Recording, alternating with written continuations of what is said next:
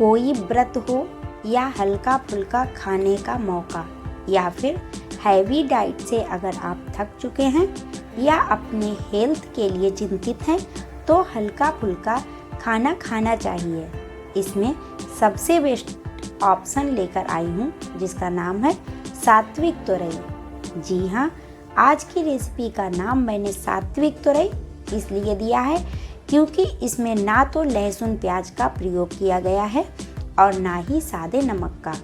आज की तुरई को व्रत में भी खाया जा सकता है। नमस्कार दोस्तों, मैं हूँ सोनी और आज आपके चैनल स्वाद रहेगा याद पर लेकर आई हूँ सात्विक तुरई की सब्जी। तो आगे बढ़ने से पहले फटाफट मेरी वीडियो को कर दीजिए लाइक और चैनल पर नए हैं तो सब्सक्राइब करके घंटी वाला बटन दबाना ना भूलें। तो आइए करते हैं सात्विक तुरई को बनाने की तैयारी। यहाँ पर हमने आधा किलो तुरई ली है।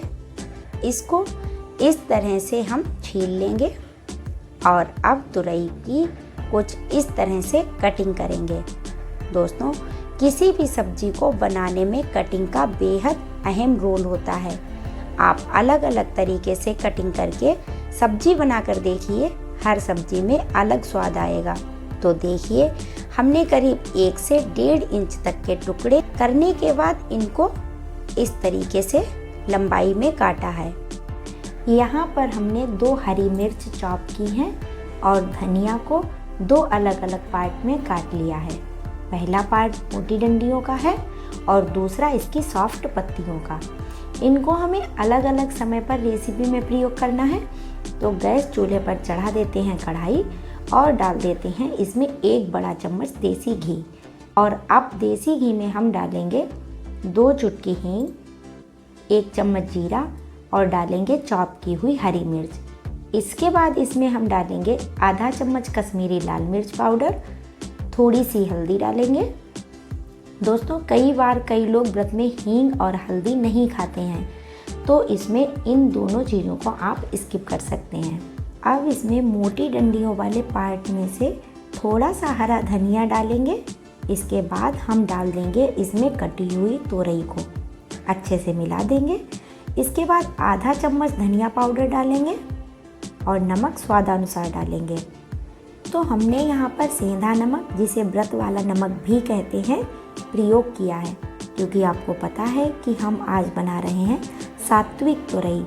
इसके बाद अब हम इसमें डालेंगे थोड़ी सी अजवाइन और उसको कुछ इस तरीके से हाथ से मसल कर डाल देंगे और थोड़ा सा हरा धनिया डालेंगे।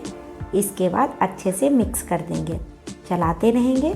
दोस्तों, पूरी प्रिपरेशन में हमें कढ़ाई को ढकना नहीं है, नहीं तो तुरई बहुत सारा पानी छोड़ेगी जिससे कि हमारी सब्जी हलवे जैसी हो जाएगी।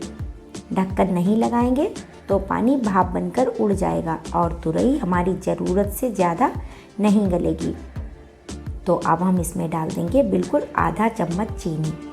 चीनी का प्रयोग हम यहाँ पर इसलिए कर रहे हैं क्योंकि हमने तुरई में प्याज का प्रयोग नहीं किया है, क्योंकि तुरई में प्याज की मिठास से एक अलग ही टेस्ट आता है।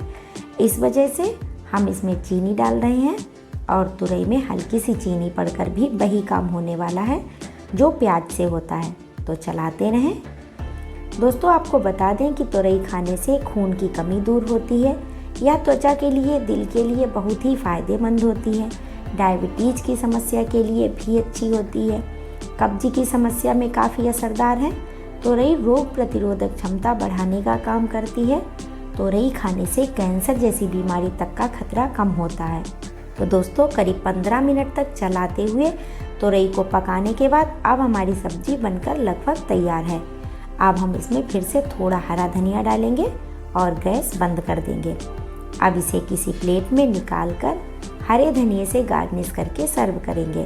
तो लीजिए, सात्विक तुरई का आनंद। सावन का महीना है और भक्ति भाव का माहौल, ऐसे में यह तुरई आपके लिए एक बेहतर आहार साबित होगी, ऐसा मुझे विश्वास है।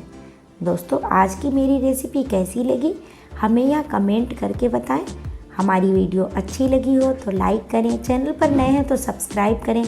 इसी के साथ लेती हूँ आपसे विदा, फिर मिलती हूँ किसी धमाकेदार रेसिपी के साथ। तब तक के लिए बाय बाय दोस्तों।